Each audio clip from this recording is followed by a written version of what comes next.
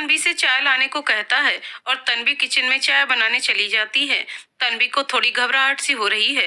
वो अपने मन में सोच रही थी, आज इसे क्या हो गया है, ऐसे तो कभी नहीं करता, पता नहीं अब ये क्या करने वाला है।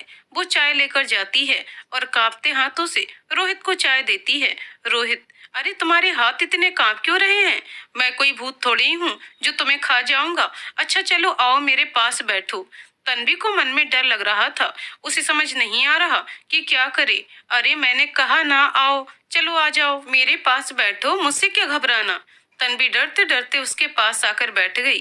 फिर रोहित उसका हाथ अपने हाथ में लेकर उससे बात करने लगा। तुम ऐसा काम करती ही क्यों हो जिससे मुझे गुस्सा आ जाता है?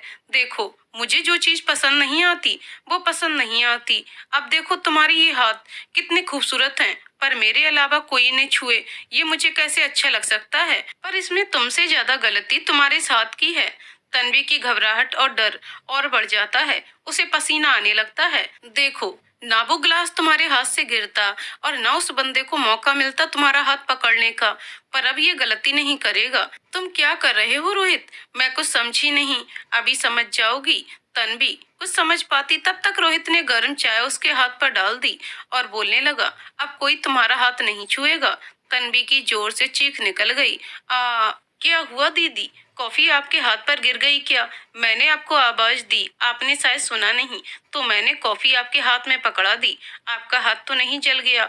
मीनू चिंता करते हुए बोली। मीनू की आवाज से तन्वी बीते समय के भंवर से वर्तमान में लौटी।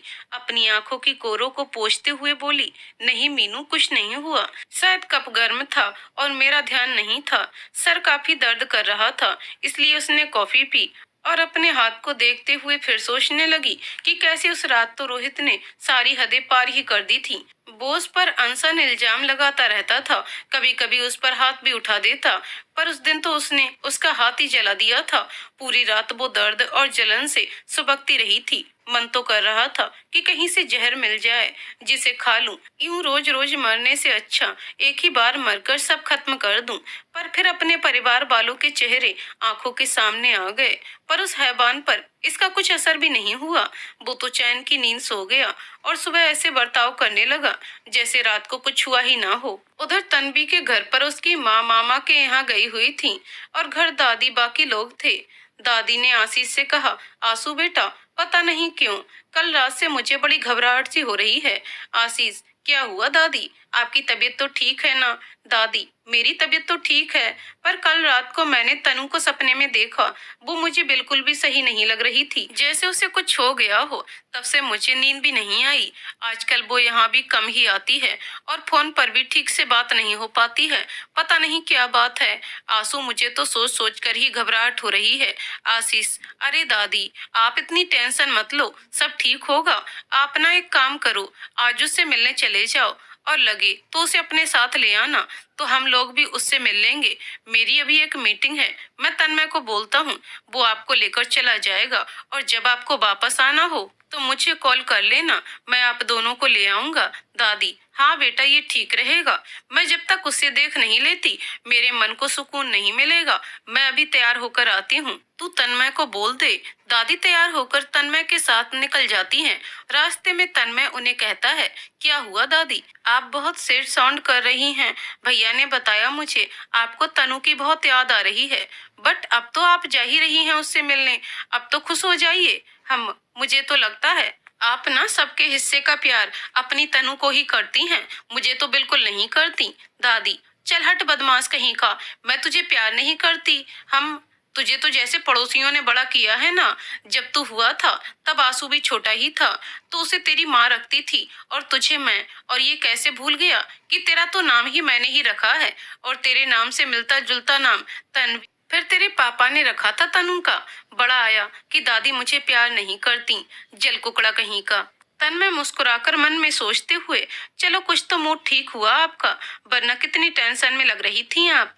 तन्मय ने दादी को तन्वी के घर के बाहर छोड़ा और बोला, दादी मन तो मेरा भी बहुत था तनु से मिलने का, पर मुझे ये जरूरी पेपर वर्क के लिए अभी जाना है।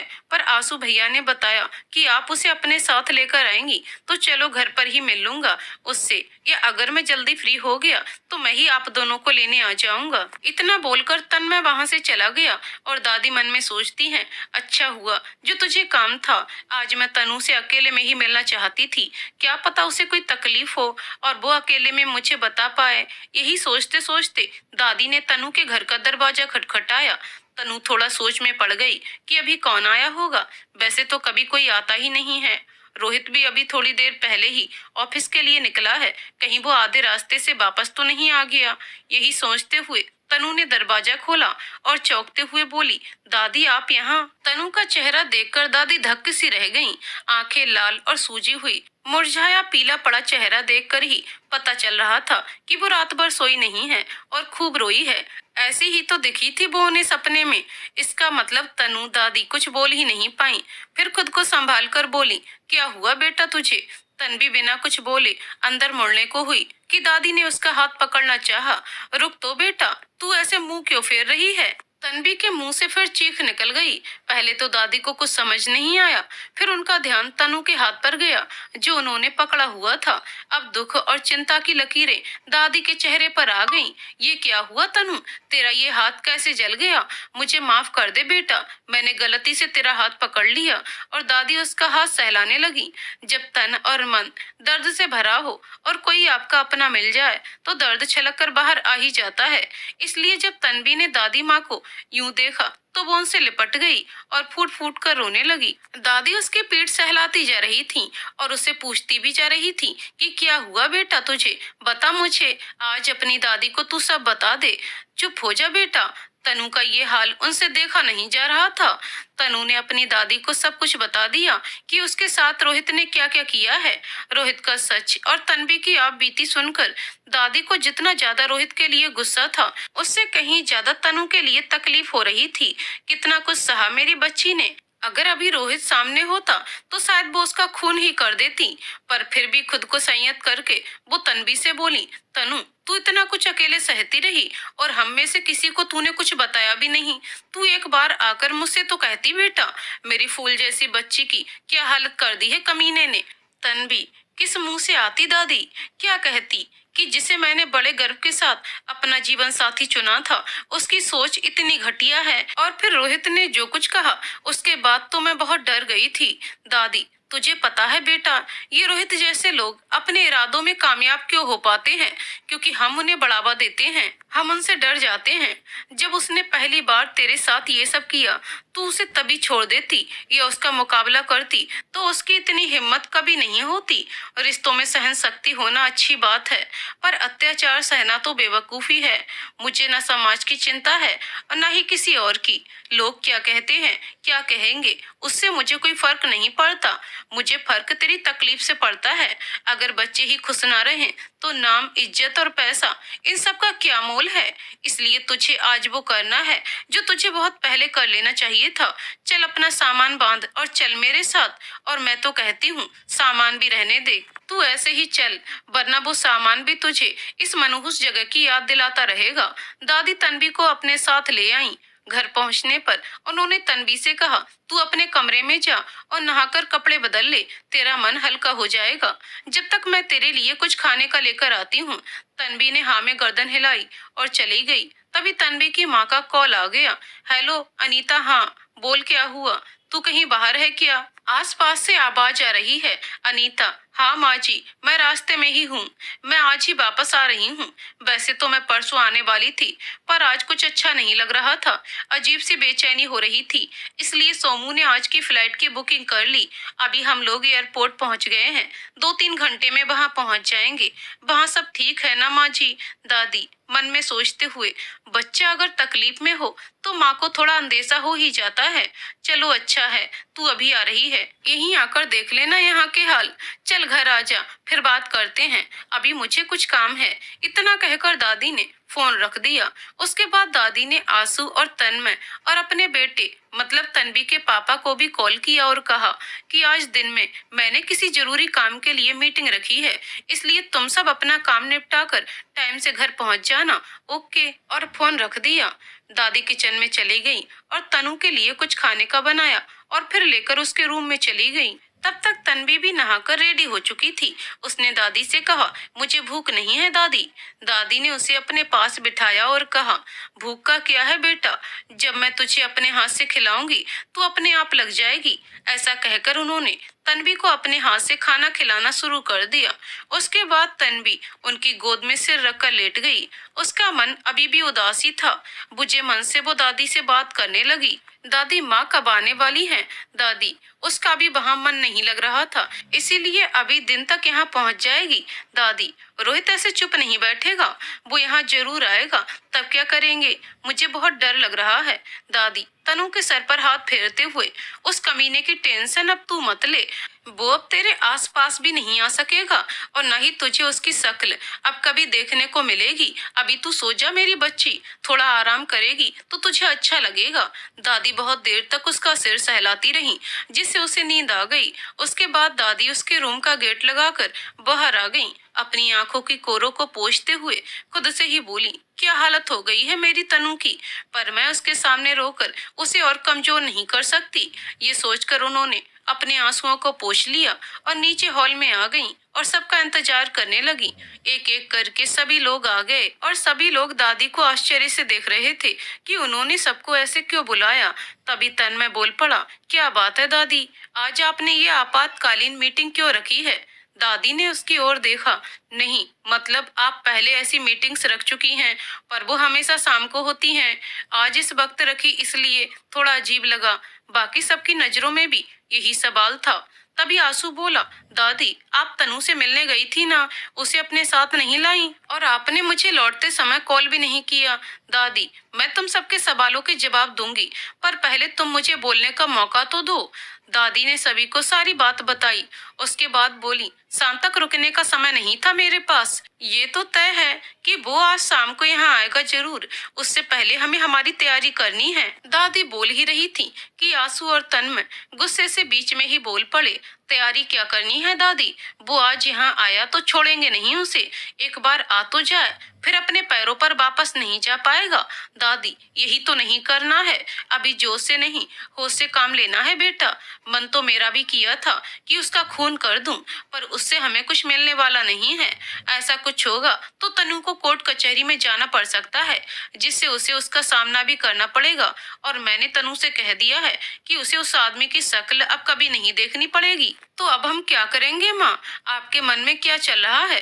तन्वी के पापा रुआसी आवाज में बोले, देख बेटा, पहले तू हिम्मत रख और हम सबको भी रखनी पड़ेगी, तभी हम अपनी तनु को संभाल पाएंगे। और रही बात उस नालायक की, तो आंसू, तेरा वो फ्रेंड इंस्पेक्टर है ना, उसे कॉल करके बुला ले। और तन्मय, तो डिवोर्स पेपर तैयार करवा, जितनी जल्दी हो सके किस्सा खत्म करना है। दादी ने सबको कुछ कुछ समझा दिया कि शाम को क्या करना है। तन्मय, पर दादी, उसने इतना कुछ किया और हम उसे ऐसे ही जाने दें? दादी, मैंने उसके हाथ पैर तोड़ने को मना किया है, लेकिन थोड़ा प्रसाद तो तुम लोग उसे दे ही सकते हो, जिससे उसे भी एहसास हो कि दर्द क्या होता है। और सोमू, ये काम सबसे पहले तू करना। सोमू, जो अब तक चुप बैठा था, बस इतना ही बोला, जी दादी। उसे यकीन तो हो ही नहीं रहा था कि उसकी वजह से भी उसकी बहन को उस आदमी ने इतनी तकलीफ दी। मैं अभी जाकर मिलती हूँ मेरी तनु से। तन्वी की माँ रोते हुए बोली, दादी, तुझे अभी रोना है तो रो ले, पर खबरदार जो तनु के सामने रोई तो। और अभी वो सो रही है, जाने कितने दिनों के बाद मेरी बच्ची इतने चैन से सोई है। जब उठेगी तब मिल लेना शाम की चाय के टाइम। माँ तनु के लिए चाय और नाश्ता लेकर गई। माँ को देखते ही तनु को एक बार फिर से रोना आ गया। माँ ने उसे गले लगाया और चुप करने लगी। तभी तन्वी की नजर सोमू पर पड़ी। पहली बार उसने सोमू की आंखों में आंसू देखे, वरना तो हंसना और हंसाना ही उसका काम था। उसे सिर्फ इतना ही बोल पाई कि आज तो मैंने तुझे भी रुला दिया सोमू के बच्चे। और वो फिर रोने लगी। सोमू ने अपने आंसू पोंछे और बोला, अब बस भी कर तनु की बच्ची, वरना घर में बाढ़ आ जाएगी। तनु को इस बात पर रोते रोते हंसी आ गई। शाम को दादी ने तनु को माँ के साथ मंदिर भेज दिया और अपनी टीम के साथ रोहित का इंतजार करने लगी। थोड़ी देर में रोहित को जब तनु घर पर नहीं मिली तो वो उसे ढूंढते हुए आ गया। पहले तो थोड़ा नॉर्मली बात करने की कोशिश की उसने, फिर जब किसी ने कोई जवाब नहीं दिया तो उसे लग गया कि शायद तनु ने सब कुछ बता दिया है सबको। फिर वो जोर जोर से तनु को आवाज लगाने लगा, दादी आवाज नीची रखो अपनी, और अब तनु तुम्हारे साथ कहीं नहीं जाने वाली। रोहित, ऐसे कैसे नहीं जाएगी वो मेरे साथ, पति हूँ मैं उसका, उसे तो मैं लेकर ही जाऊंगा, बुलाइए आप उसे। तभी उसके गाल पर एक तड़ाक आवाज हुई। वो कुछ समझ नहीं पाया क्योंकि उसका ध्यान दादी की तरफ था। उसने मारने वाले को देखा और बोला, अच्छा तो ये तू है, तू भी आ गया आज यहाँ।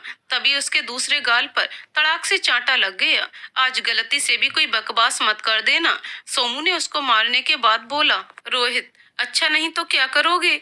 तभी उसे तीसरा थप्पड़ तन्मय ने टिका दिया और बोला, तो तुझे अभी धीरे धीरे पता चलते जाएगा। इतने में आंसू बोला, यार ये अच्छा लगता है क्या? तुम दोनों मुझसे छोटे हो और तुम दोनों इसकी खातिर कर ली और मैं रह गया, ये तो गलत बात है। ये बोलते हुए उसने 2-3 थप्पड़ लगा दिए। रोहित, तुम लोग मुझे ऐसे मार नहीं सकते हो, मैं पुलिस के पास जाऊंगा। तभी तन्मय ने एक और टिकाते हुए कहा, मैंने सिर्फ एक ही लगाया था, इसलिए दूसरा बचा था मेरे हिस्से का। रही बात पुलिस की, तो तेरी वो इच्छा भी हम पूरी कर देते हैं। पुलिस को हमने तेरे स्वागत के लिए पहले से ही बुला लिया है। रोहित को अब थोड़ा डर लगने लगा था। वो हकलाती आवाज में बोला, तुम मेरी पत्नी को ऐसे मुझसे दूर नहीं कर सकते हो और न ही ऐसे मारपीट कर सकते हो। आशीष, आज तो कुछ नहीं बोले तो अच्छा है, और अभी तो हमने तेरे साथ मारपीट तो की नहीं है, ये तो हम तुझे चाय पानी दे रहे थे। अगर तुझे खाना खिलाया तो सोच तेरा क्या होगा, इसलिए ध्यान से सुन। अगर जेल की हवा खाने से बचना है तो कल चुपचाप डिवोर्स पेपर पर साइन कर देना, वरना जो तूने किया है ना उसके लिए इतने केस लगेंगे कि तू गिनती भी नहीं कर पाएगा। सारी उम्र जेल में सड़ना ना हो तो बिना चिक चिक करे साइन कर देना, और उसके लिए भी तुझे यहाँ आने की जरूरत नहीं है क्योंकि हमने कोर्ट से ये आदेश भी ले लिया है कि तू अगर तनु से 20 फीट के दायरे में भी आया तो सीधे जेल जाएगा। ये इंस्पेक्टर साहब तुझे कल कॉल करेंगे, तब चुपचाप साइन करने पहुंच जाना, समझा? इसी के साथ आशीष ने एक थप्पड़ और लगा दिया।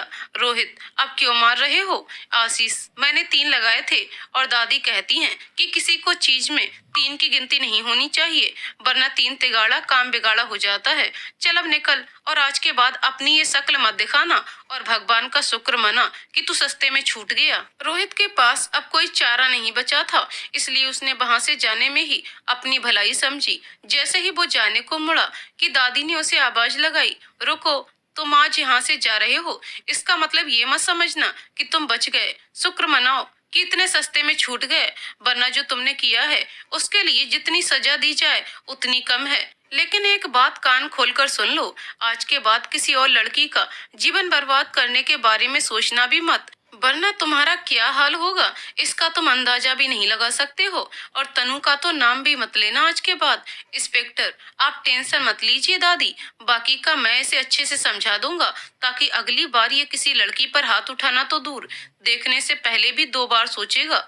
इंस्पेक्टर रोहित को लेकर वहां से चले गए। तब तन्वी और माँ वापस आए। तन्वी थोड़ी टेंशन में थी कि अब क्या होगा, रोहित आ गया होगा, पर जब उसे ये सब पता चला तब कहीं जाकर उसे सुकून भरी सांस मिली। और फिर अगले दिन डिवोर्स भी फाइनल हो गया। दादी ने अपना प्रॉमिस भी पूरा किया कि उसके बाद रोहित ने अपनी शक्ल फिर कभी भी नहीं दिखाई, पर उसके दिए घावों का भरना इतना आसान नहीं था। फिर भी घर में सभी तन्वी का पूरा पूरा ध्यान रखते, उसे खुश रखने की कोशिश में लगे रहते। जब अपनों का साथ और अपनों का प्यार मिल जाता है तब इंसान हर जंग जीत जाता है। आंसू ने तन्वी के MBA का फॉर्म फिर से भरवा दिया और तन्वी ने भी पूरी लगन से अपनी पढ़ाई पूरी की। उसके बाद 1 साल की इंटर्नशिप के बाद उसकी यहाँ बेंगलोर में जॉब लग गई। घर वालों के प्यार और मेहनत का ही नतीजा था जो यहाँ इतनी दूर आकर जॉब करने की हिम्मत तन्वी कर पाई। शुरू के 1 साल तो दादी या माँ से कोई ना कोई हमेशा उसके साथ रहा। फिर आंसू भैया की शादी की वजह से और दादी की बीमारी की वजह से वो लोग ज्यादा दिन रुक नहीं पाते। फिर मीनू के आ जाने से वो दोनों भी टेंशन फ्री हो गए और तन्वी को भी राहत हो गई। शुरू में तो किसी से बात करने की हिम्मत भी नहीं कर पाती थी, ऑफिस में भी बस अपने काम से काम रखती। हाँ, एक दो लड़कियों से थोड़ी बहुत दोस्ती हो गई थी उसकी। मनीष भी 4 सालों से उसके साथ ऑफिस में है। 1 साल तक तो सिर्फ हाय हेलो तक ही सब कुछ सीमित था। फिर उसके बाद उसने महसूस किया कि वो काफी हेल्पफुल है, किसी की भी मदद करने में हमेशा आगे रहता है। खुद तन्वी की काम के सिलसिले में कई बार मदद की है उसने, और बाकी कलीग्स भी उसकी बहुत रिस्पेक्ट करते हैं। व्यवहार का भी अच्छा है और हंसमुख भी है। कुल मिलाकर सीधा और सच्चा बंदा है मनीष। यही सोचकर तन्वी उस पर विश्वास कर पाई, और 3 साल से वो उसका दोस्त है। उसके साथ काम करने वाली मानसी तो अक्सर उसको छेड़ती रहती है, कहती है यार कितना हैंडसम बंदा है, और तू भी कितनी खूबसूरत है, तू सोचना उसके बारे में, तुम दोनों की जोड़ी खूब जमेगी। फिर हंसकर ये भी कहने लगती, चल अगर तू नहीं सोच सकती उसके बारे में तो मेरी ही सिफारिश कर दे। पर तन्वी इन सब बातों को मजाक में ही लेती। धीरे धीरे वो मनीष के साथ खुलने लगी थी, पर फिर भी उसने उसे अपनी पिछली जिंदगी के बारे में कुछ नहीं बताया। उसे क्या, यहाँ कोई भी उसकी पिछली जिंदगी के बारे में नहीं जानता। उस तरह के पर्सनल सवालों से वो हमेशा बचती आई है, और उसे देखकर भी यही लगता है कि जैसे उसकी शादी हुई ही ना हो। मनीष के साथ वैसे तो अकेले बाहर जाना कम ही हुआ है, मुश्किल से 4-5 बार गई होगी कॉफी पर, वो भी किसी ऑफिशियल क्लाइंट मीटिंग की वजह से ही। हाँ, ऑफिस का उनका ग्रुप जब कभी आउटिंग या पिकनिक प्लान करते तब वो सबके साथ जरूर गई है। वहां भी अक्सर मनीष को उसकी केयर करते हुए ही पाया है। फिर यही सोचती कि उसका नेचर ही ऐसा है, उसे सबका ध्यान रहता है। कभी ये नहीं लगा कि उसके मन में दोस्ती से बढ़कर भी कुछ है, या फिर मैंने कभी समझने की कोशिश ही नहीं की। शायद हाँ, तन्वी को याद आने लगा कि एक बार जब ऑफिस के सभी लोग ट्रैकिंग के लिए गए थे तब उसका पैर फिसल गया था, जिसकी वजह से उसके हाथ में चोट लग गई। तब उससे ज्यादा मनीष ही परेशान हुआ था। घर आने के बाद भी बार बार उसका फोन आ रहा था। उफ, क्यों मैंने कभी इस बारे में ध्यान नहीं दिया। इससे तो अच्छा उसे मैं सब पहले ही बता देती तो आज नौबत यहाँ तक नहीं आती। तनु अब कल के बारे में सोचने लगी। कल शाम को मनीष ने उसे कॉफी के लिए पूछा, और वो भी उसके साथ जाने को मान गई। कॉफी शॉप पर वो जैसे उसी का इंतजार कर रहा था। मनीष ने वहां पहले से ही सब तैयारी की हुई थी। सारा अरेंजमेंट उसकी पसंद का ही था। उसके पसंद फ्लावर, उसकी पसंद का म्यूजिक, सारा सब कुछ उसकी पसंद के हिसाब से ही करवाया था। यहाँ तक कि जो ड्रेस वो मेरे लिए लाया था वो भी मेरे फेवरेट कलर की। पता नहीं मेरी पसंद के बारे में उसे इतना कैसे पता चल गया। और कोई लड़की होती तो शायद खुशी से फूली न समाती इतना कुछ देखकर। पर मैं, अगर उसे मेरी पिछली जिंदगी के बारे में पता होता तो वो ये सब नहीं करता। शायद ये सब मेरे लिए नहीं बना है। इसलिए जब मनीष ने शादी के लिए प्रपोज किया तो मेरी आंखों में आंसू आ गए, और मैं बिना उसे कुछ कहे वहां से चली आई। अब उसे कैसे बताती कि शादी के नाम से ही मुझे तकलीफ होने लगती है। शादी सुनते ही मुझे रोहित, उसके दिए जख्म याद आ जाते हैं। तन के घाव तो भर गए हैं, लेकिन जो घाव मेरे मन को लगे हैं पता नहीं वो कभी भर भी पाएंगे कि नहीं। जब वो सब याद आता है रूह कांप जाती है, आंखें रोने को मजबूर हो जाती हैं। अब किसी पर भी शादी को लेकर मैं विश्वास नहीं कर सकती। रोहित का असली चेहरा भी शादी के बाद ही सामने आया था। नहीं नहीं, मुझे नहीं करनी शादी। पर अब मैं मनीष का सामना कैसे करूंगी। शायद मुझे ये जॉब ही छोड़ देनी चाहिए। तन्वी के दिमाग में यही सब चल रहा था। इतने में डोरबेल की आवाज से उसकी तंद्रा टूटी, और वो सोचने लगी अब कौन हो सकता है, क्योंकि वैसे तो कोई आता ही नहीं है उसके यहाँ। कहीं मनीष तो नहीं आ गया। मीनू किचन में काम कर रही थी, तब उसने ही कांपते हाथों से दरवाजा खोला, और दरवाजा खोलते ही वो चौंक पड़ी। आप लोग यहाँ अचानक से? मेरा मतलब है दादी माँ, आंसू भैया, आप यहाँ अचानक से कैसे? मतलब कुछ बताया भी नहीं आने का, और न ही कोई फोन किया। ऐसे कैसे? दादी, अरे तू हमारी अदालत यहीं लगाएगी या हमें अंदर आने का मौका भी मिलेगा? कहते हुए तीनों अंदर आ गए और आकर सोफे पर बैठ गए। तन्वी, अब तो बताइए क्या हुआ है, और आप तीनों ऐसे ही आए हैं? मतलब आप लोगों का लगेज कहाँ है? माँ, इससे पहले ये बता कि तू आज इस वक्त यहाँ कैसे? इस वक्त तो तू तेरे ऑफिस में होती है ना, आज ऑफिस क्यों नहीं गई? तन्वी, हाँ वो थोड़ा सर दर्द कर रहा था, इसलिए आज मन नहीं किया ऑफिस जाने का। दादी, कहीं ऐसा तो नहीं कि सिर दर्द का बहाना हो और असल में तू जाना ही नहीं चाहती हो? तन्वी हकलाती हुई आवाज में, मैं ऐसा क्यों करूंगी दादी? आंसू, इस सवाल का जवाब तो अब तू ही दे सकती है, क्योंकि ये तो तुझे ही पता है कि तू क्या चाहती है।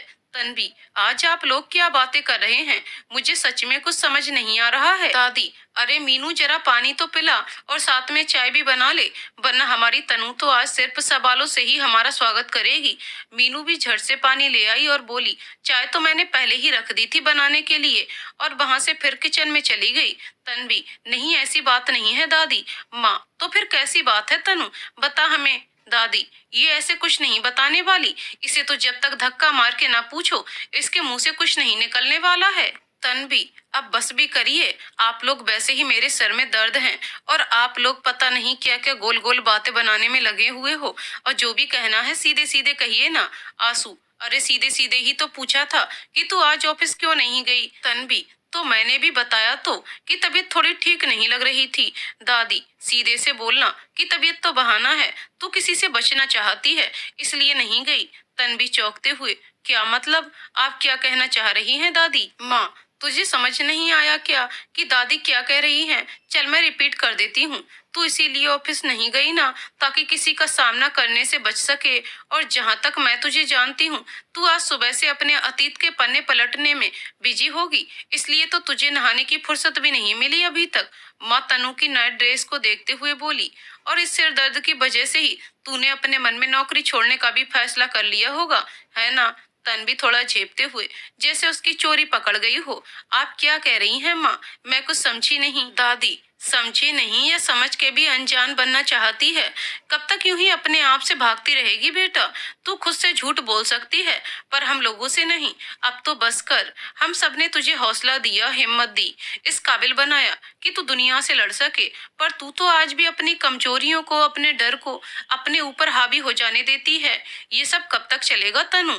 तनु, नहीं दादी, ऐसा कुछ नहीं है। माँ, ऐसा नहीं है तो ये बता, क्यों बच रही है तू मनीष के सामने जाने से? क्यों कल वहां से बिना कुछ बोले भाग आई? तन्वी चौंक कर खड़ी हो गई। आप मनीष को कैसे जानती हैं, और कल के बारे में भी? आप लोग मेरी जासूसी? आंसू ने उसे बीच में ही टोकते हुए बोला, ओ हेलो, हमें कोई शौक नहीं है जग्गा जासूस बनने का, इसलिए अपने दिमाग के घोड़े दूसरी दिशा में मत दौड़ा। अभी जो माँ पूछ रही है उसका जवाब दे बस। तन्वी, पर मुझे तो लग रहा है जैसे आपने हिडन कैमरा लगवा रखे हैं मेरे आसपास, वरना आपको कैसे पता चला ये सब? और आप लोग मनीष को कैसे जानते हैं? दादी, सवाल के बदले सवाल पूछकर बात को मत घुमा फिरा। आज तो पहले तू हमारे सवालों के जवाब दे, उसके बाद ही कुछ पूछना हमसे। दादी ने चाय पीते हुए पूछा। तन्वी ने सवालिया नजरों से मीनू को देखा कि कहीं उसने तो कुछ नहीं बताया इन लोगों को। फिर खुद ही सोचने लगी कि मनीष के बारे में तो इसे भी कहाँ पता है। तन्वी, क्या जवाब दूं मैं आप लोगों को? हाँ, मैं बचना चाहती हूँ मनीष के सामने जाने से। उसके सवाल का जवाब नहीं है मेरे पास, और शादी कभी दे पाऊं? माँ, क्यों नहीं है तेरे पास जवाब? कोई कमी है क्या उसमें, या उसने कुछ ऐसा किया जो तुझे पसंद ना आया हो? तन्वी, अब ये क्या बात हुई माँ कि अगर आप किसी को जवाब ना दे पाओ तो उसमें कोई कमी है? इतना होमवर्क करके आए हैं आप लोग, ये भी तो पता होगा आपको कि उसने मुझसे शादी के लिए पूछा है, और आप लोगों को पता है कि शादी के नाम से ही मेरे हाथ पैर फूल जाते हैं, पुराना सब कुछ याद आ जाता है। इस मामले में किसी पर विश्वास नहीं कर पाती हूँ। ऐसा नहीं है कि मनीष भरोसे के लायक नहीं है, भरोसा करती हूँ मैं उस पर, इसीलिए ही तो दोस्ती कर पाई हूँ उससे। पर दोस्ती और शादी में फर्क होता है माँ। शादी के बाद अक्सर सब बदल जाता है, इसलिए वो सब फिर से कहते कहते चुप हो गई। दादी, देख बेटा, मानते हैं तूने बहुत कुछ कम उम्र में सहा है, पर अब वो सब बीत चुका है, और जो बीत चुका है उस पर हमारा बस नहीं है। लेकिन आने वाला कल तो हमारे हाथ में है। और रही बात किसी के बदल जाने की, तो हर इंसान एक जैसा नहीं होता है। अगर तेरे जैसा सब सोचने लग जाएं, तो दुनिया ही चलनी बंद हो जाएगी। देख तनु, भरोसा तो तुझे करना होगा जब तक आगे नहीं बढ़ेगी। पिछला सब कुछ तुझे तकलीफ देता रहेगा। आज तो हम लोग हैं तेरे साथ, कल को हम नहीं होंगे, तब क्या करेगी? तेरे सामने तेरी पूरी जिंदगी पड़ी है, अकेले कैसे काटेगी? अकेले जीवन जीना उतना आसान नहीं है बेटा। तन्वी आंखों में आंसू लिए, दादी आप ऐसी बातें मत करो, आप हमेशा रहोगी मेरे साथ। दादी, मैं तो हमेशा हूँ तेरे साथ मेरी बच्ची, पर हम सफर का साथ होना अलग बात है। अब देख, तेरे मम्मी पापा या तेरे दोनों भाई खुश नहीं हैं क्या शादी करके? और अब तो सोमू की भी शादी हो गई है, सबके पास अपना जीवन साथी है। इसलिए बेटा, अब तू भी अपने जीवन में आगे बढ़। तन्वी, वो सब तो ठीक है दादी, पर मनीष ने ये सब इसलिए कहा क्योंकि वो मेरे बारे में कुछ नहीं जानता। अगर उसे पता होता कि मेरी शादी और डिवोर्स हो चुका है, तब वो ये सब बातें नहीं करता। और खुशियाँ, वो प्यार, वो साथ जो मम्मी पापा भैया भाभी के बीच है, वो मेरी किस्मत में नहीं है। मनीष को जब मेरा सच पता चलेगा, आई एम श्योर वो खुद इस शादी से मना कर देगा माँ। और अगर मैं कहूँ कि मनीष को सब कुछ पता है तेरे बारे में, फिर क्या जवाब होगा तेरे पास? तन्वी को ये सुनकर बड़ा वाला शौक लगा, सिर घूमने लगा कि ये सब क्या हो रहा है, माँ क्या बोल रही है, मनीष उसके अतीत के बारे में कैसे जानता है? तन्वी, अब ये आप क्या बोल रही हैं माँ? उसको मेरे बारे में सब कैसे पता हो सकता है? मैंने यहाँ पर कभी किसी को नहीं बताया अपने बारे में। माँ, ये मेरे सवाल का जवाब नहीं है। तू तो ये बता कि अगर उसे सब पता हो तब तू क्या कहेगी? तब तक मीनू सबके लिए आलू के पराठे ले आई थी। वो खाते हुए दादी ने कहा, कुछ भी हो मीनू, तूने पराठे बड़े ही स्वादिष्ट बनाए हैं, ला थोड़ा सा अचार दे दे। मीनू खुशी से उछलते हुए, हाँ दादी अभी लाई मैं। आंसू, हाँ दादी ये तो बिल्कुल सही कहा आपने, मुझे तो थोड़ा सा बटर और ला दो मीनू। तन्वी, आज ये सब क्या हो रहा है? अभी यहाँ इतना सीरियस टॉपिक चल रहा है और आप लगे हुए हो पराठे की तारीफ करने में। और मीनू, तूने इतनी जल्दी सबके लिए पराठे कैसे बना लिए? ऐसा लग रहा है जैसे तुझे तो पहले ही पता चल गया था कि ये लोग आने वाले हैं। मीनू वहाँ से हड़बड़ाकर बिना जवाब दिए ही किचन में भाग गई। दादी, हाँ तो ऐसा कहाँ लिखा है कि सीरियस टॉपिक हो तो हमको तेरी तरह रो रो कर कुछ खाना नहीं चाहिए और सोच सोच कर पेट नहीं भर सकते ना? क्यों आंसू? हाँ दादी बिल्कुल सही कहा आपने, अब इसे भूखा रहना है, हम इसमें क्या कर सकते हैं? हम तो पहले पेट पूजा बाद में काम दूजा वाली सोच वाले हैं। और वो और दादी दोनों एक साथ हंसने लगते हैं। दादी, अरे अनीता, तूने भी अभी तक नाश्ता शुरू नहीं किया, खा खा, बहुत टेस्टी पराठे बने हैं। माँ, जी माँ जी।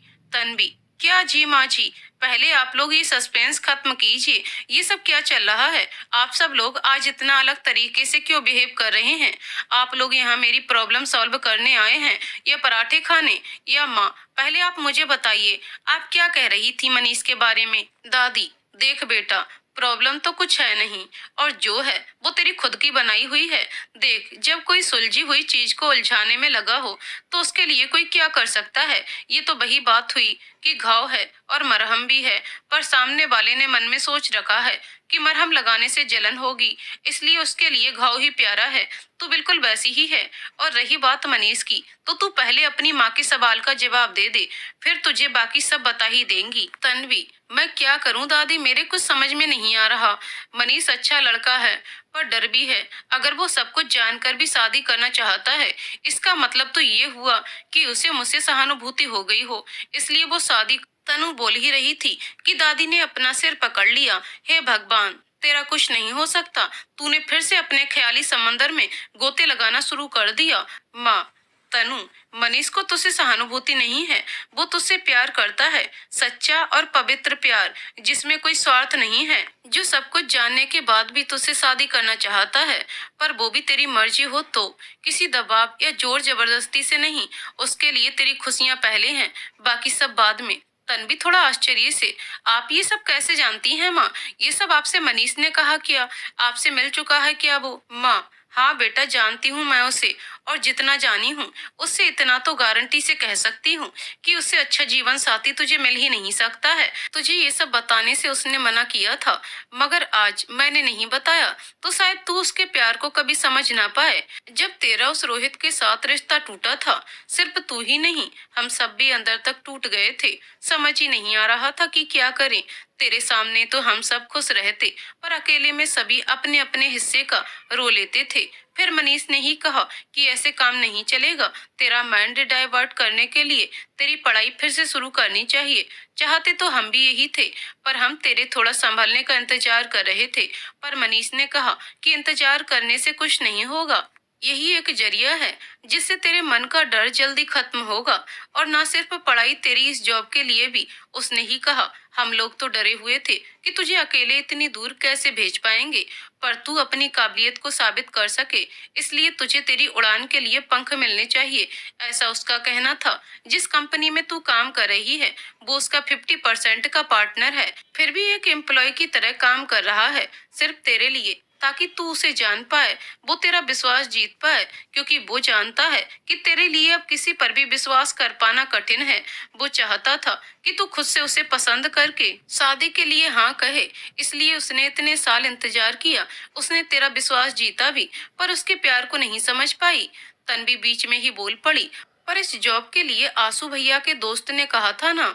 आंसू, हाँ, पर वो मनीष ही था। और ये मत सोचना कि ये जॉब तुझे वैसे ही मिली है।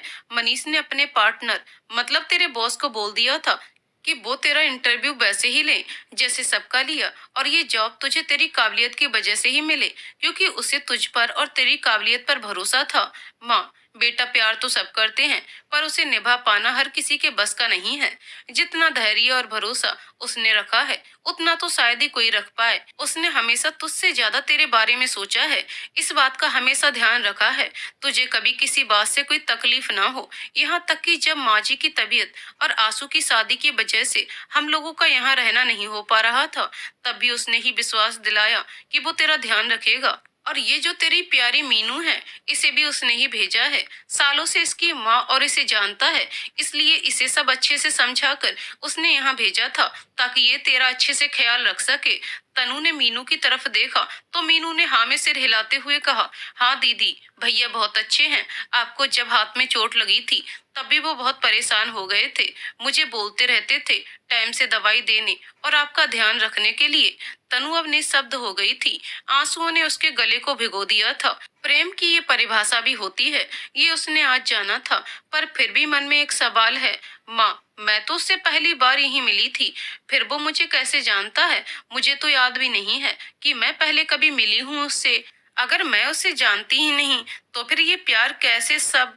तन्वी माँ से पूछ रही है कि मनीष मुझे कैसे जानता है, मैं तो उससे यहाँ के पहले कभी नहीं मिली, उसने मुझे कब देखा? आंसू और तन्मय भैया के सभी दोस्तों से मैं मिली हूँ, फिर ये सब कैसे, कब?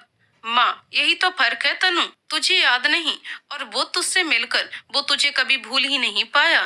तुझे अगर याद हो तो तेरी उस रोहित से शादी से पहले तेरे फूफा जी अपने भांजे के साथ आए थे, उसका रिश्ता लेकर, जिसे तूने नजर उठाकर भी नहीं देखा था, जिससे तूने साफ साफ कह दिया था कि तुझे उससे शादी नहीं करनी और वो इस रिश्ते के लिए मना कर दे। कुछ याद आया? तन्वी सोचते हुए, इसका मतलब कि मनीष ही मनु। माँ, हाँ, ये वही मनु है जिसे तूने देखे बिना ही घर से विदा कर दिया था, जिसके लिए तू फूफा जी को सुना रही थी कि वो मनु पर। सोचते हुए, क्या था वो, क्या कहा था तूने? तनु आंखों में आंसू लिए, यही कि वो मनु पुराण पर निबंध लिख सकते हैं। माँ, हाँ, यही कहा था तूने, ये वही मनु है, मतलब उसका नाम मनीष है, पर घर में सब उसे मनु ही बुलाते हैं। तेरी शादी होने के बाद एक दिन मैं मार्केट गई किसी काम से, वहां मुझे मनु मिला। हालचाल पूछने के बाद मुझसे रहा नहीं गया और मैंने उससे पूछ लिया, बेटा तुम तो विदेश जाने वाले थे, फिर अभी यहाँ कैसे? तुम्हें हमारी बेटी तनु पसंद नहीं आई क्या? तुमने झूठ क्यों बोला था? तब तक तेरी शादी का उसे पता ही चल गया था। तो उसने बताया कि तूने उससे क्या कहा था। फिर उसने कहा कि उसे तो तुझसे पहली नजर में ही प्यार हो गया था, इसलिए चाह कर भी ये झूठ नहीं बोल पाया कि तू उसे नापसंद है। और कुछ ना बोलता तो मामा जी, मतलब तेरे फूफा जी, उससे 100 सवाल पूछते, इसलिए उस समय बात को टालने के लिए उसने विदेश जाने का बहाना बना दिया और वो सिर्फ तेरी खुशी चाहता था, इसलिए किसी से कुछ नहीं कहा उसने। फिर ये भी बताया कि उसने नौकरी छोड़कर पार्टनरशिप में बिजनेस स्टार्ट किया है, इसलिए अब बेंगलोर जा रहा है। उसी समय मेरा मन उसके लिए कृतज्ञ हो गया, मन से उसके लिए सिर्फ आशीर्वाद निकल रहे थे। चाहता तो वो अपने घर में सबको तेरा सच बता सकता था, पर उसने सब कुछ अपने ऊपर ले लिया। घर आने के बाद मैंने माँ जी को भी उसके बारे में बताया, फिर कभी कभी उससे फोन पर बात कर लिया करती थी।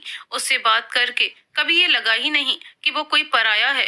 तेरे बारे में जब उसे पता चला तब उसे भी बहुत तकलीफ हुई थी, पर फिर भी उसने मुझे हिम्मत भी दी और बताया भी कि आगे क्या करना चाहिए। एक दो बार मैंने और माँ जी ने उसे शादी के लिए पूछा भी, तो उसने यही कहा कि तुझसे शादी करना उसके लिए सबसे बड़ी खुशी की बात होगी। लेकिन अभी तेरे दिल पर लगे घाव हरे हैं। जब तक तू संभल नहीं जाती, तब तक वो तेरा इंतजार भी करेगा और एक दोस्त बनकर तेरा साथ भी देगा। कई बार तेरी ये कठोरता और उसका निश्चल और पवित्र प्रेम देखकर मुझे तुझ पर गुस्सा भी आया, पर उसने हिम्मत नहीं हारी। वो तो शायद अभी भी तुझसे कुछ नहीं कहता, पर हम लोगों ने ही उससे कहा कि वो तुमसे अपने दिल की बात कहे। दादी: हाँ, तो अभी नहीं कहता तो कब कहता? ये 30 की हो गई है और वो 32 का। अभी शादी नहीं करेंगे तो क्या बुढ़ापे में करेंगे?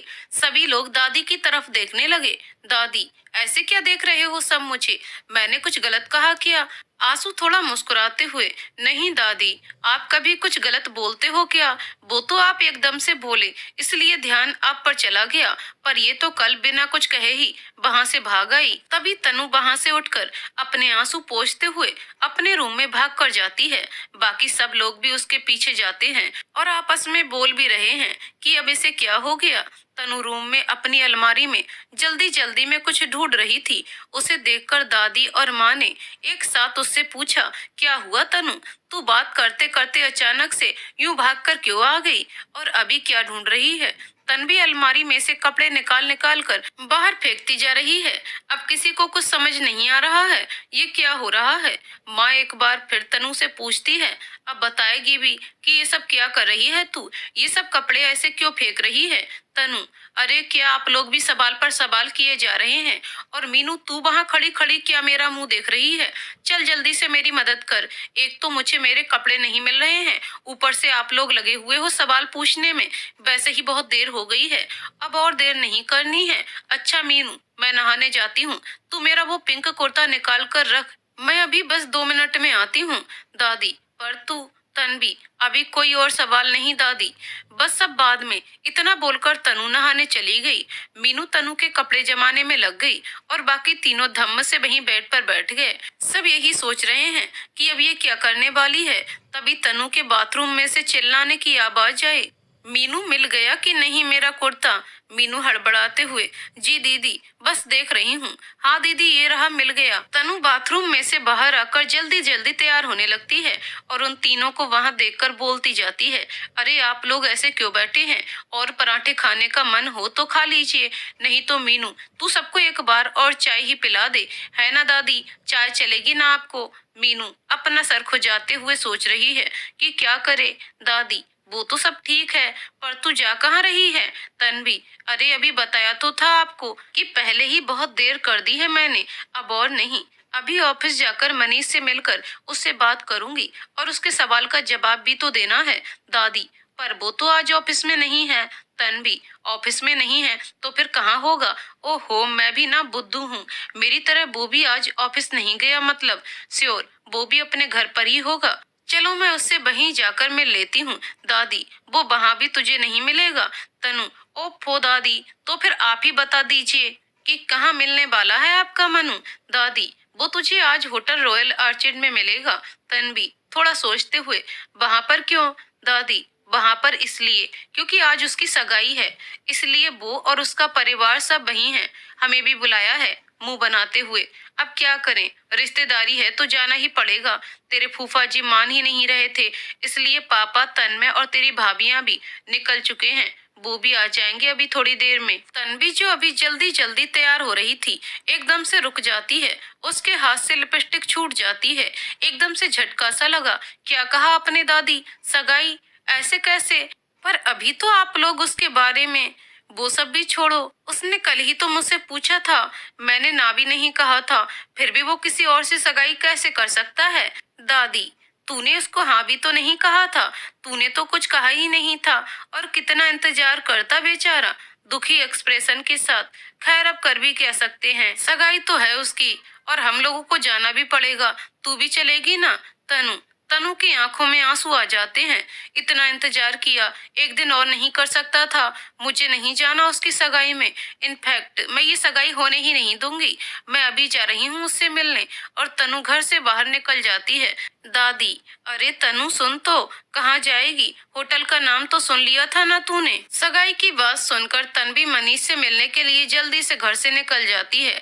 तन्वी रोड पर खड़े होकर टैक्सी का वेट करने लगती है और खुद से ही बोलने लगती है, जब जरूरत हो एक टैक्सी नहीं मिलती, वरना तो घर से निकलो बाद में टैक्सी पहले आ जाती है।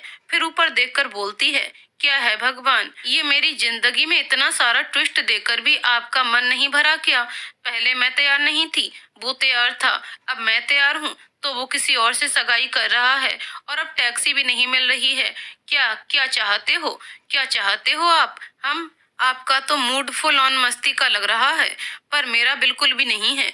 इसलिए अब यूं मजे लेना बंद करो और जल्दी से मुझे मनीष से मिलवा दो प्लीज।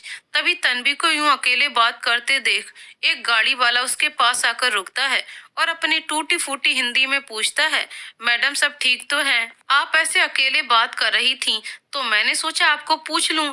तन्वी टैक्सी देखकर फटाफट से उसमें बैठ जाती है और उसको बोलती है, मैं ठीक हूँ, मुझे आप जल्दी से होटल रॉयल आर्चिड ले चलिए। पर मैडम मैं तो, अपनी बातें तुम बाद में सुनाना, पहले गाड़ी स्टार्ट करो भैया, मुझे लेट हो रहा है। तनु गाड़ी वाले को बोलने का मौका ही नहीं देती। फिर वो भी बस ओके बोलकर गाड़ी ड्राइव करने लगता है। कुछ सोचकर तन्वी की आंख में आंसू आ जाते हैं। उसे देखकर गाड़ी वाला पूछता है, मैडम आप सॉन्ग सुनना पसंद करेंगी क्या? आप बोलो तो मैं सॉन्ग प्ले कर देगा। तन्वी, हाँ ठीक है कर दो। कौन सा वाला प्ले कर दूं? मेरा मतलब है हिंदी या कन्नड़? तन्वी मन में सोचती है, कहाँ फंस गई। एक तो मुझे जल्दी है और ये भैया को सॉन्ग सुनने की पड़ी है। फिर बोलती है, हिंदी ही बजा दो। गाड़ी वाला सॉन्ग प्ले करता है और गाना बजना शुरू हो जाता है। क्षण से जो टूटे कोई सपना, जग सूना सूना लगे, जग सूना सूना लगे रे।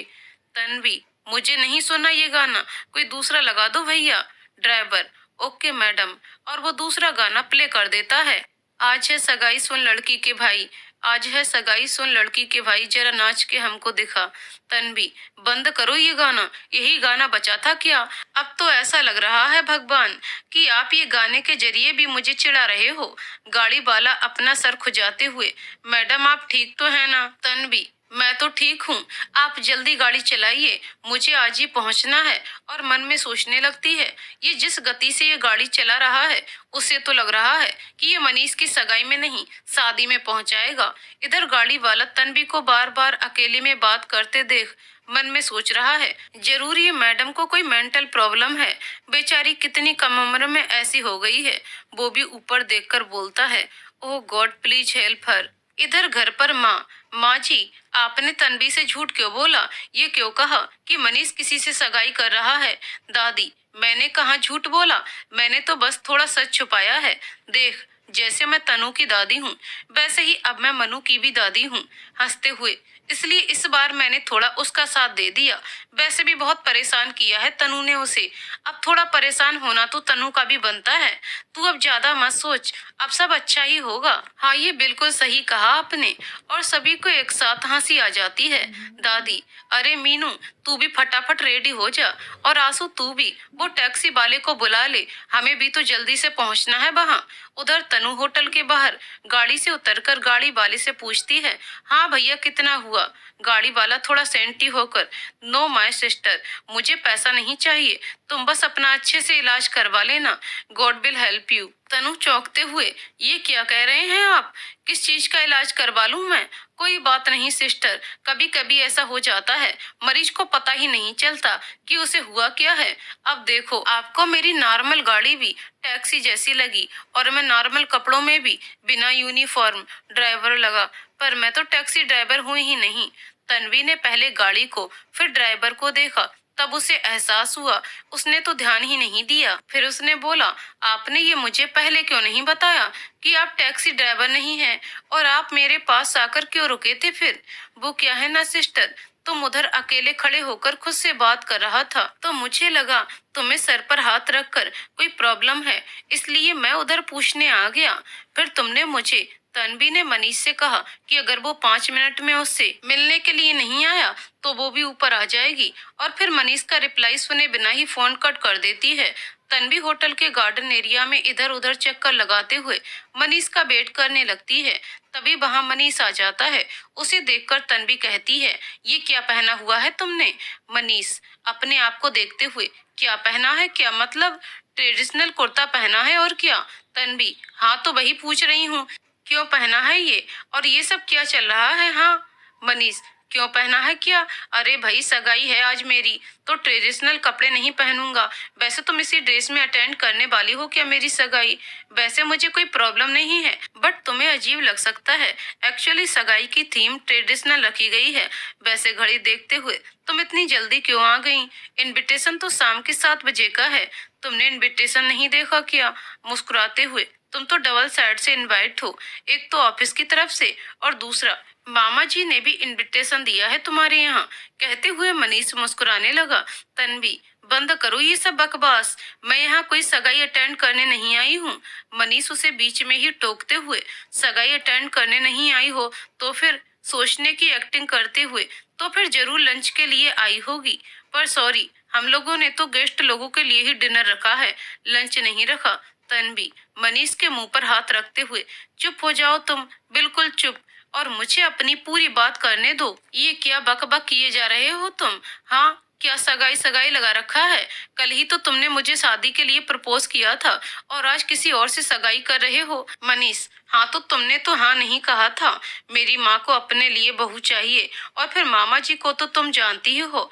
फिर जब उन्होंने मुझे लड़की से मिलवाया तो मुंह पर हाथ रखकर मुस्कुराकर शर्माते हुए, फिर मैं मना नहीं कर पाया। क्या बताऊं उसके बारे में तुम्हें? अब इतनी प्यारी, इतनी खूबसूरत है। मेरा बस चले तो मैं आज सगाई क्या, शादी ही कर लूं उसके साथ। तन्वी, अच्छा, मैंने हाँ नहीं कहा था तो ना भी तो नहीं कहा था। तुमने इतना इंतजार किया मेरा, एक दिन और नहीं रुक सकते थे? तन्वी की आंखों में आंसू आ गए। जिंदगी में सालों के बाद किसी पर भरोसा कर पाई थी, वो तुम थे। तुमसे बात करना और तुम्हारा साथ मुझे अच्छा लगता है। तुम्हारे लिए मैं अपनी इन फीलिंग्स को दोस्ती ही समझती रही, क्योंकि प्यार के नाम से थोड़ा डर सी जाती हूँ। मैंने तो ये सोच लिया था कि ये सच्चा प्यार, ये अपनापन मेरी किस्मत में ही नहीं है, ये सब शायद फिल्मों में ही होता है।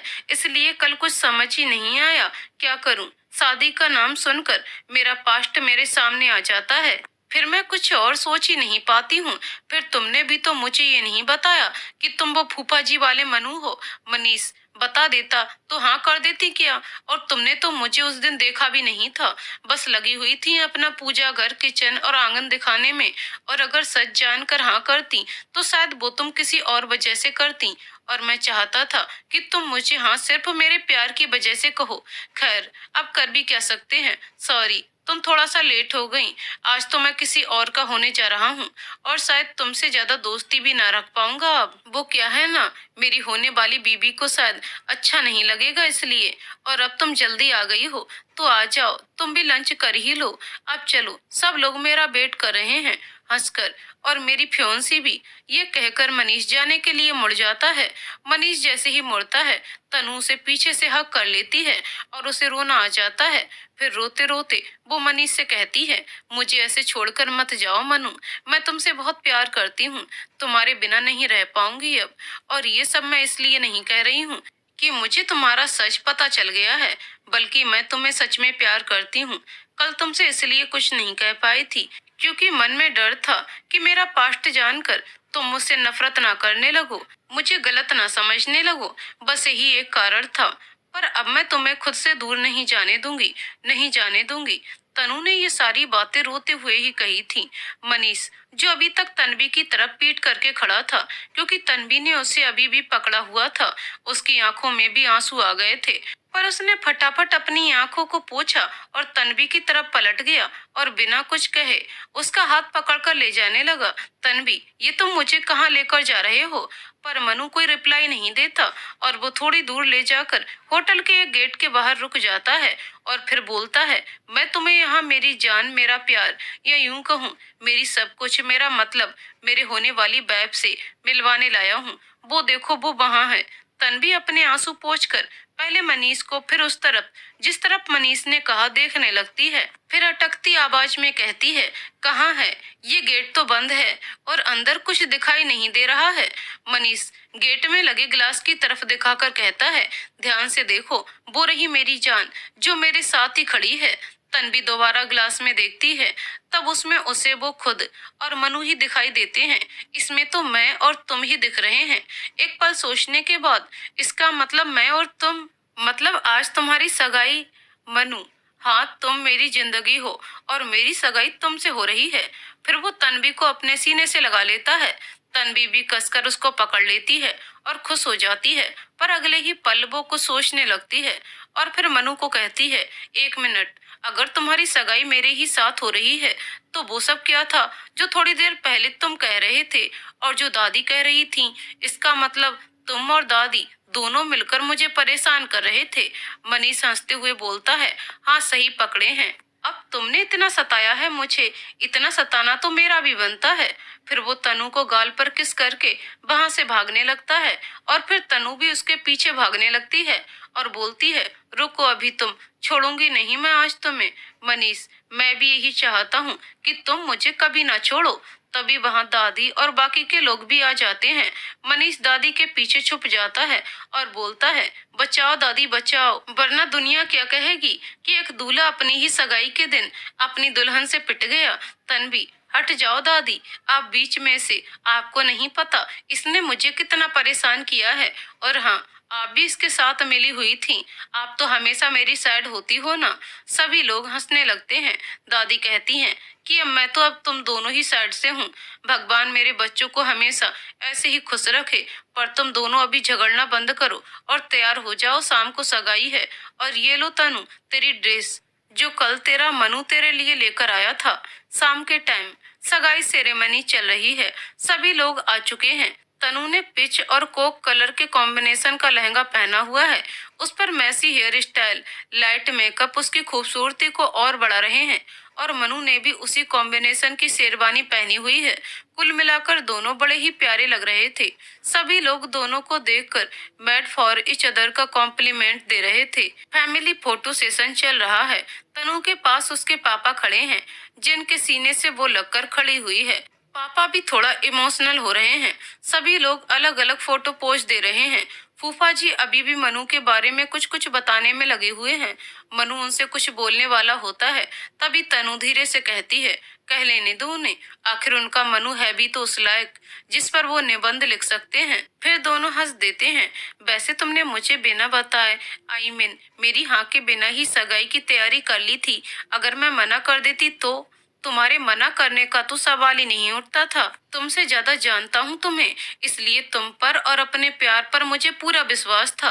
बाकी दादी और माँ का साथ भी तो था। पता है, वो लोग कल शाम में ही आ गए थे। तुम्हारे जाने के बाद उन लोगों के साथ ही था मैं। तुम्हें सरप्राइज देने के पर्पज से वो होटल में ही रुके थे। पर तुमने जो कल किया, वैसे उसके बाद दादी और माँ ने आज सारा प्लान बनाया तुमको लेकर कि वो भी कॉन्फिडेंट ही थे। मेरे लिए तुम्हारा प्यार तुम्हारे अलावा सबको दिख रहा था, इसलिए तो रात में नहीं आए तुम्हारे पास। अच्छा, तभी आज मुझसे ज्यादा ध्यान दादी का पराठों में था। वैसे थैंक यू सो मच मेरी जिंदगी में आने के लिए। ना, थैंक्स टू यू मुझे अपना बनाने के लिए। तनु और मनु दोनों बहुत खुश हैं। दादी और माँ की खुशी का तो आज कोई ठिकाना ही नहीं है। तभी हॉल में एक और एंट्री होती है, जिसे देखकर तनु गुस्से में बोलती है, सोमू के बच्चे, तू अब आ रहा है? अभी भी क्यों आया है? डायरेक्ट शादी में ही आना था ना। अरे तनु की बच्ची, इस बार गलती मेरी नहीं, ये तेरी भाभी की है। इसी ने रेडी होने में इतना टाइम लगा दिया। और रही बात तेरी शादी की, तो उसकी तैयारी तो मैं अभी से करके आया हूँ। तन्वी और मनीष दोनों एक साथ बोलते हैं, क्या मतलब? सोमू, ओहो, मतलब मत पूछो, ये देखो, ये तुम दोनों का गिफ्ट। सोनू एक बड़ा सा फ्रेम ओपन करता है। एक साथ देखते हैं और एक साथ ही सभी को हंसी आ जाती है। फ्रेम में लिखा था, तनु बेट्स मनु। तो दोस्तों, कहानी यहीं पर समाप्त होती है। दोस्तों, आपको कहानी कैसी लगी कमेंट करके जरूर बताइएगा। कहानी पसंद आई हो तो वीडियो को लाइक शेयर करें और चैनल को सब्सक्राइब करें। कहानी को पूरा सुनने के लिए बहुत बहुत धन्यवाद दोस्तों।